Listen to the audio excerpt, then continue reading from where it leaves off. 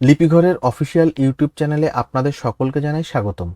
আজ আমরা আপনাদের কাছে যে ভিডিও টিউটোরিয়ালটি নিয়ে এসেছি সেই টিউটোরিয়ালে আমরা দেখব আনসি V3 অর্থাৎ এসটিএম এবং সৌমিলির যে আনসি ফন্ট আছে সেগুলিতে ইলাস্ট্রেটরে লিখলে ক্ষয় ম ঠিক করে টাইপ হয় না বা ভেঙে যায়। এই সমস্যাটির সমাধান আমরা কিভাবে করতে পারি। ইলাস্ট্রেটরে আনসি V3 অর্থাৎ এসটিএম এবং সৌমিলির ফন্টে লিখতে গেলে ক্ষয় মর যে সমস্যাটি আছে এটির সমাধান পেতে গেলে আপনাকে অবশ্যই ভিডিওটিকে স্কিপ না করে শেষ পর্যন্ত পুরো ভিডিওটিকে দেখতে হবে। তাহলে চলুন টিউটোরিয়ালটি আমরা শুরু করি। আমরা প্রথমে টেক্সট টুল নিচ্ছি। টেক্সট টুল নেওয়ার পর এখানে আমরা আনসি V3 অর্থাৎ এসটিএম বা সৌমিলির যে কোনো ফন্ট আমাদের নিতে হবে। আমরা এসটিএম বিএনটি অর্জুন সিলেক্ট করছি। সিলেক্ট করার পর আমরা নোটিফিকেশন বারের আইকন থেকে কিম্যানের উপর ক্লিক করে আনসি V3 জাতীয় কিবোর্ডটি সিলেক্ট করছি।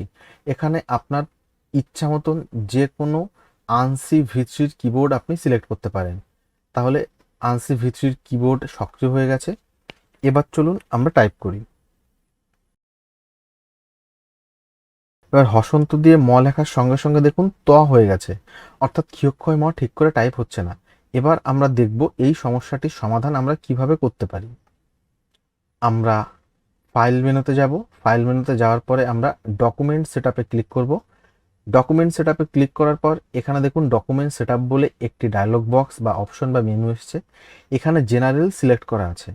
ডান দিকে দেখুন টাইপ আছে, আমরা টাইপে ক্লিক করছি। টাইপে ক্লিক করার পর একদম প্রথমে আছে ইউজ টাইপোগ্রাফার্স কোডস। এখানে এই বক্সটিতে টিক মারা আছে, আমরা এখান থেকে টিক তুলে দিচ্ছি এবং ওকেতে ক্লিক করছি। এবার চলুন আমরা আবার টাইপ করে দেখি। আমরা ক্ষয়ক্ষ টাইপ করলাম, এবার হসন্ত দিয়ে ম টাইপ করলাম। দেখুন সঠিকভাবে কিন্তু ইলাস্ট্রেটরে ক্ষয় ম টাইপ হচ্ছে।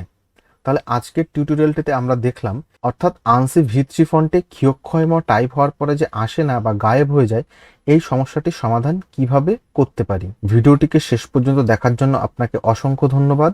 বাংলা ভাষা নিয়ে আমাদের কাজ যদি আপনার ভালো লেগে থাকে এবং আপনি যদি আমাদের কাজকে সমর্থন করেন এবং আমাদের উৎসাহ আরও বাড়িয়ে দিতে চান তাহলে অবশ্যই আমাদের ইউটিউব চ্যানেলটিতে সাবস্ক্রাইব করবেন এবং সাবস্ক্রাইব করে বেল নোটিফিকেশন আইকন অল করে দেবেন এবং ভিডিওটিতে লাইক করবেন।